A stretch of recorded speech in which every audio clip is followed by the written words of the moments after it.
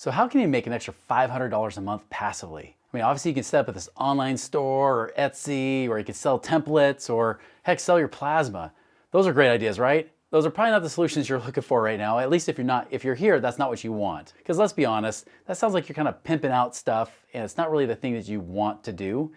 And they always call it passive, but really you're just spending more time, almost creating another job or another really part-time job or business on the side that is anything but passive. So let's talk about some real true passive ways you can create another $500 a month right now. And hang on to the end because I've got my favorite one that requires no money out of pocket to create that extra $500 a month. So let's dig in.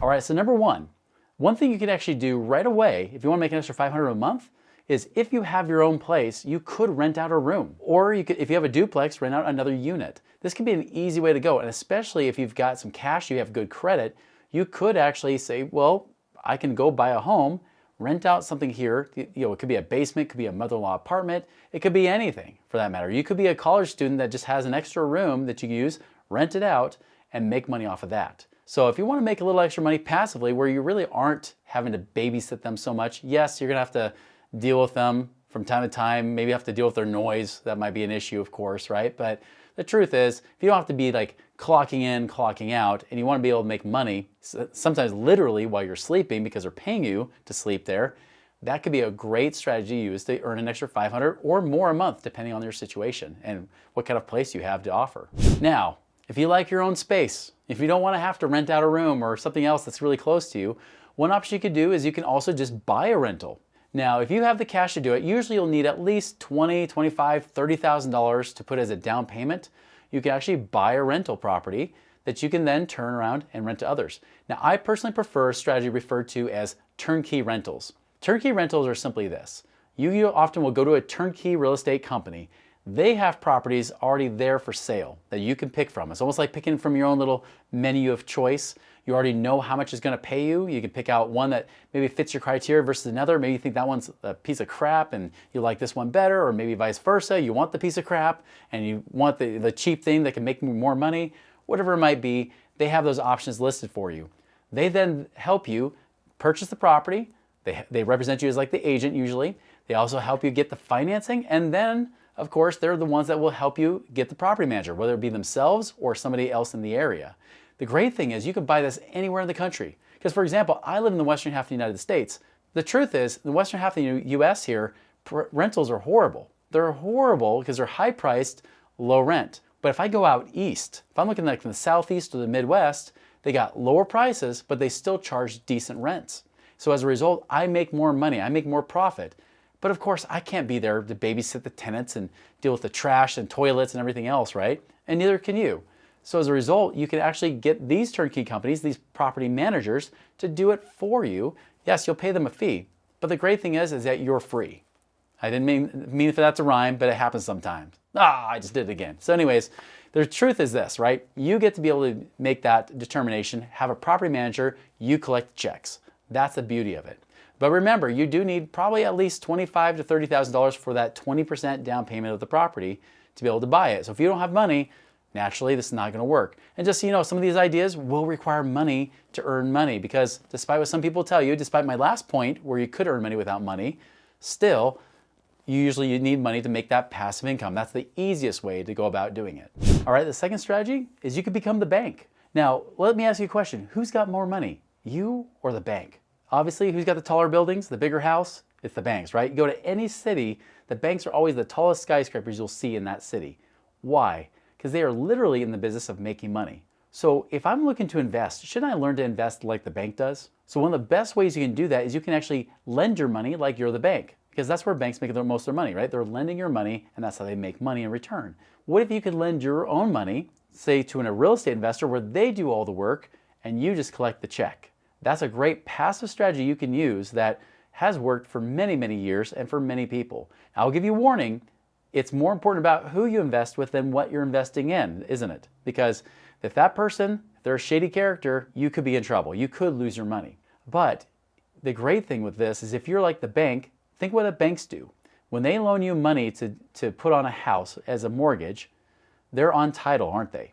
They make sure that if you don't make those payments, they can take that property away from you and then sell it off and make the money off that property. Well, you could do the same thing. You could determine the terms. You could say, hey, listen, I'll lend my money, but I want to make sure there's at least 30% equity in that property. So if it's worth $200,000, I'm not going to lend more than $140,000 of my money, because if I ever have to take it back, I want to be able to sell it for at least what I owe or what I gave you to invest with in the first place, if not more than that.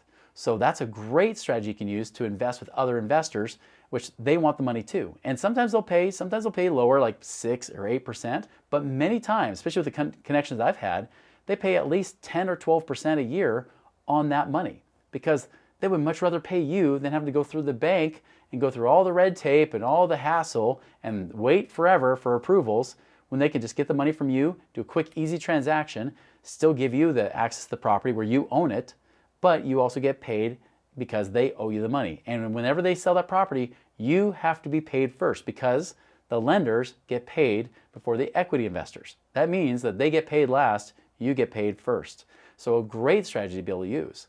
I'll give you an example. Just recently, I had a friend reach out he said, I just need $50,000 of operating money so I can sell off this apartment building and then get all the money back. I said, great. What do you want to pay me? He said, I want to pay 15%. I said, I love 15%. That's awesome. And so I lent him money for exactly 3 months, got paid almost 4% off that money. So that $50,000 made almost an extra $2,000 in just 3 months. And so I was able to take that money, and then I had that money and turn around and make more money with it too. That's an awesome strategy you can use to be able to make money. It could be short term, it could be longer term. Sometimes they want to have it for years, and people just want the regular paychecks from it. Other people say, I just want to do short term.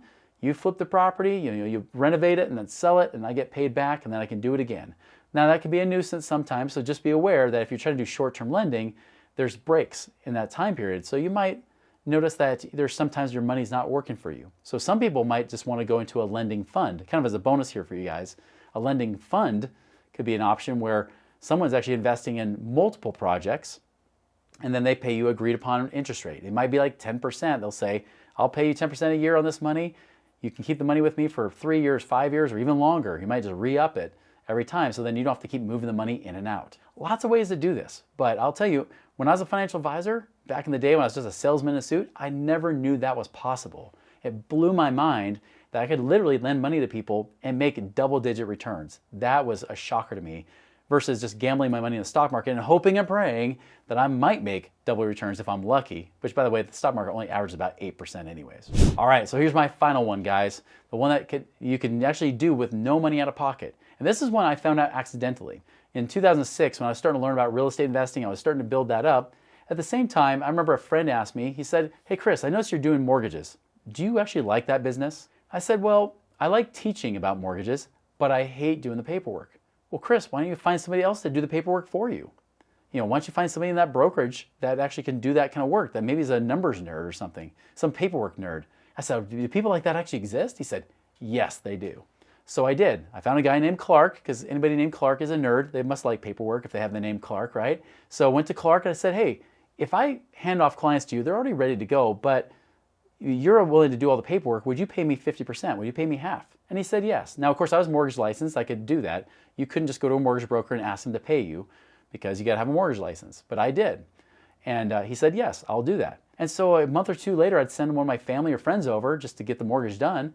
And then I get a check for like $1,000 or $2,000. And I thought, well, that was easy. I spent maybe a half hour with those people.